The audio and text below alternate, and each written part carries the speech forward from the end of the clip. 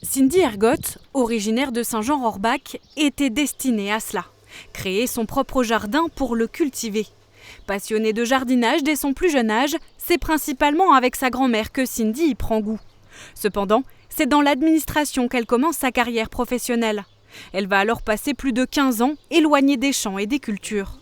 Mais l'idée de concevoir son jardin reste toujours ancrée dans un coin de sa tête.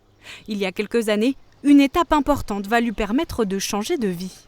Quand on a acheté notre maison, qui est une ancienne ferme, en 2012, on s'est dit, vu le terrain attenant à la maison, on a grosso modo 1,5 hectare de terrain, on s'est dit qu'il fallait en faire quelque chose, quoi. Ce serait dommage de le laisser en friche et de ne rien en faire. Et voilà pourquoi ce projet de maraîchage est venu aujourd'hui, quoi, en fait, parce qu'il était déjà en attente, on va dire, depuis tout ce temps-là. La voilà partie pour une nouvelle aventure, créer seule sa propre exploitation de fruits et de légumes à Étain. Après avoir tout plaqué, elle se lance dans la création de son entreprise baptisée Au Jardin d'Étain.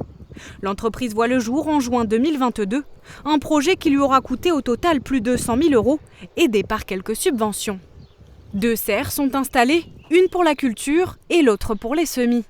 Une surface de 2200 mètres carrés en tout, où plus d'une cinquantaine de variétés de légumes bio seront cultivées.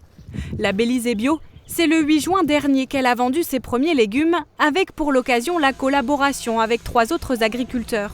C'est pour plusieurs raisons qu'elle souhaitait revenir à la nature. Ce qui m'a donné envie de faire du maraîchage, c'était vraiment ce retour à la terre, retrouver des vraies valeurs, des choses plus simples et pouvoir créer mon entreprise et m'installer et faire quelque chose qui me passionne aussi et le partager avec mes futurs clients.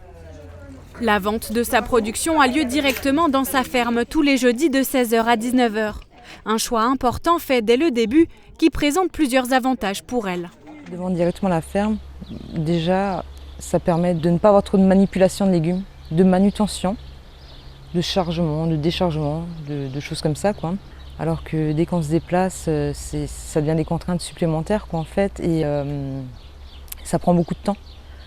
Le temps que je perds dans mes déplacements, où je ne suis pas là, je ne suis pas dans les champs en train de travailler. Donc au départ, non, je veux vraiment me concentrer sur le travail du champ.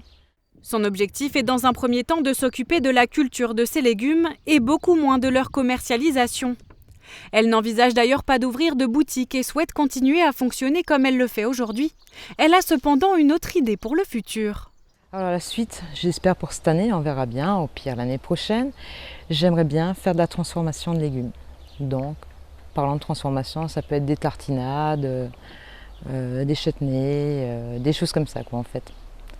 Car on a déjà un labo de transformation par le biais de l'exploitation de mon mari, des escargots. Et du coup, j'aimerais bien le réutiliser pour faire un peu de transformation en légumes. Avec l'aide de son mari, Cindy Ergotte espère atteindre près de 20 000 € de chiffre d'affaires pour sa première année. Et si c'est le cas, après de nombreuses années loin de tout ça, le retour aux sources aura vraiment été réussi.